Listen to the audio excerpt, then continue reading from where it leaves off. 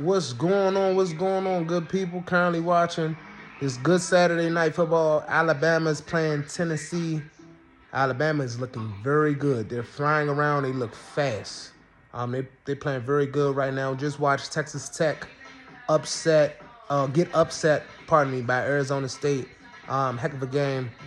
But the Canes, that loss is still troubling me, man.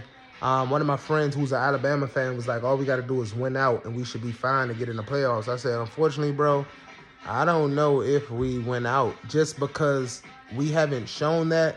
And then Miami lays ducks sometimes. Now, our defense, I think, is good enough. But for the most part, every game, our offense has, went stale and struggled for 2 quarters, a quarter and a half to 2 quarters at some point in every game. I don't know what that is. I honestly think that our offense lacks creativity. Whereas I'm looking at some of these games, looking at SMU, I'm looking at these teams, you don't know what they're going to do. They catch you by surprise sometimes. Miami doesn't have any of that. We typically don't catch teams by surprise. Last week we did, or when we played Florida State, we did with a flea flicker. But besides that, most of the plays are either the running back is just going to run the A gap or the B gap, or we're going to throw a screen outside, which Shannon Dawson says is essentially run plays for us, or we're going to do some type of verticals. That's it, man. There's no creativity. Can we steal some points sometimes? Can we get 7 or 10 or 14 easy, unexpected points? Maybe how we got off that flea flicker or something like that. Can we get some points like that in the game? Miami isn't getting any points like that right now.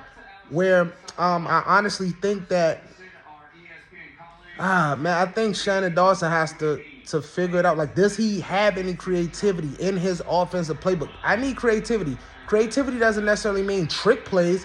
Creativity could be something as simple as, I don't know, moving Malachi Tony around, put JoJo Trader in, move some of those people, give different formations, give different counters, run a different scheme sometime, run off tackle, do something different that they're not expecting so they could at least be honest. And we have to figure out our receiver situation. I don't know what JoJo Trader did, but it's clearly something. I don't know if it's an attitude. I don't know if they're saying you can't be bigger than the program right now. I don't know what that is. But we need somebody else who can go get us something. We have to. Malachi is killing. CJ Daniels is doing his thing, but we need somebody who can take it the distance. Like Ryan Williams from from Alabama or something like that. We need somebody, you put the ball in their hands, they're going to make something happen. We know we have that in Malachi, but we need that in a JoJo Trader or somebody else. I just don't know. I don't know. I need Shannon Dawson, and I'm not even sure if Shannon Dawson is capable of this, but something has to be schemed up a little different. If not, unfortunately, Miami and Miami fans, I see us losing another game at some point. If not another 2, to be honest. I really do, because I just think, maybe it could have been that we've had these 2 back-to-back off weeks, essentially. We had a bye week, 1 game, and then another bye week. So it looks like we're kind of not in our flow. Maybe a little rhythm is off. Maybe our daily routine isn't the same. But, I don't know. Akeem Metzador went down last game a little bit. He was banged up. I don't think he returned. So that's going to be something to watch, because we're not that deep depth-wise across that defensive line. I just don't know right now, man. I'm actually pretty nervous. I love the Canes, but I'm pretty nervous for the rest of the season, just because you need some guys, man. And I think we have guys. We had better coaching. I think that there's enough guys with that coaching in terms of the offense, but I still think you just need guys. Cam Ward was a guy last year that play calling didn't have to be the best, because that was a guy, right? Ohio State got Tate and Jeremiah Smith. Play calling doesn't have to be the best with those guys, because those are guys. You just have sometimes guys that are better than the other guys, right? And I think in terms of the running game, if we're going to keep running up that A and that B gap, hey, man, you're going to have to go with Marty Brown and Fletcher. A lot more Marty Brown. That's not to Jordan Lyle's strength. That's not his strength. His strength isn't that type of running style. Now, if we start to run off tackle and do zone, different things, then I think you can work a little bit more with Lyle. But if you're just going to keep running just that you got to go with Marty Brown and Fletcher, unfortunately. Like, I see that Cristobal is recruiting well, but part of it is, like, people talk about we missed with Isaac Brown. It didn't matter if we had Isaac Brown or not, if the play calling is what it is, because that's not to Isaac Brown's strength.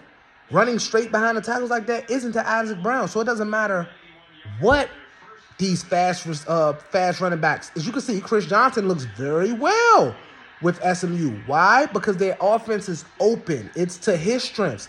Chris Johnson would have never been good at Miami because it's not to his strengths. So unless we're going to get a different offensive coordinator, maybe a Rat Lashley type, I know you want to be physical. You can be physical when the big guys can move. But to just be physical and think you're going to outman everybody and say we're just going to push everyone forward and there's nothing you can do. No, they're just going to keep crashing the linebackers down. They're going to say, hey, just crash into these gaps. That's going to slow them down a little bit. Let's try to only allow them to get 2 yards on a carry because we know this is what they're going to do on first down. So we're just going to sell out on it. We're going to make Carson Beck beat us.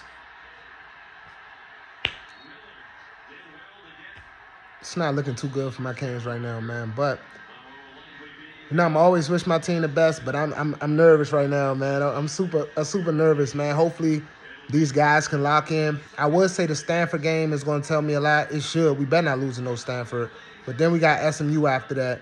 And Rat Lashley is going to come just like the coach from Louisville. He's going to throw all type of exotic formations, all type. So our offense is going to have to play some ball. If not, we are in trouble. I don't want to hear the fans complain. Mario can't coach. Mario doesn't have to be the best in-game coach because his assistant should be better. If he's smart, you get the best assistants for that. And which I think Shannon Dawson is a decent coach. I haven't seen it.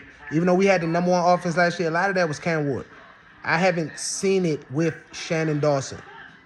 I haven't seen the creativity in play calling. Carson Beck can't force the ball unnecessarily. And Carson Beck cannot throw his teammates under the bus. Carson Beck threw Elijah Lofton under the bus after the game. I think that spoke volumes of Carson Beck. Like, he literally was at the press conference pretty much kind of like, man, Elijah ain't do what he's supposed to do. It looked like a pick either way. If Elijah Lofton did anything else, it still looked like a pick.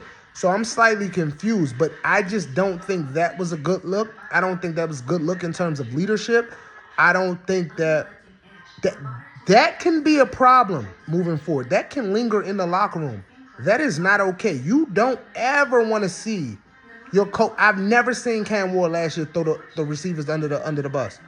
Cam Ward be like, I got to play better. In all our losses, I've seen him say that. He literally threw Elijah Lofton under the bus. His body language was terrible a lot of times when Carson Beck made mistakes or things didn't go his way. I think that's something to pay attention to moving forward.